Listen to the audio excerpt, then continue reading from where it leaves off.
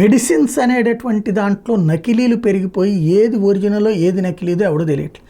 ఇక భవిష్యత్తులో ఎవరన్నా ఇప్పుడు జ్వరానికి థర్మామీటరు, అదేది డిజిటల్ థర్మామీటర్లు, డిజిటల్ షుగర్ ఇట్లాంటివి కనుక్కున్నట్టే ఎవరన్నా మందులు కూడా ఒరిజినల్ ఏంటి, లేకపోతే దాంట్లో కాంపోనెంట్ ఏముందో కనిపెట్టే మిషన్ ఎవడన్నా కనిపెడితే బెటర్ ఏమో. ఎందుకంటే ఏది ఒరిజినల్లో ఏది నకిలీదో తెలియట్లేదు.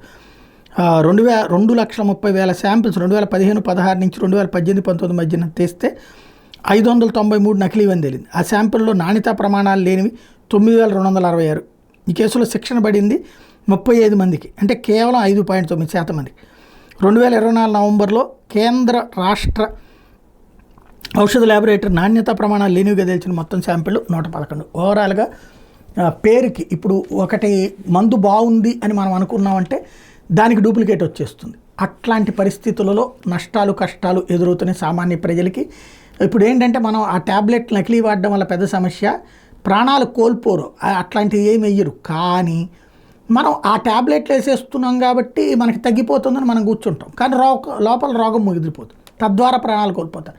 ప్రాణాంతకమైనటువంటి అంశాలకు సంబంధించినటువంటి మందులలో కల్తీ అత్యంత ప్రాణాంతకం.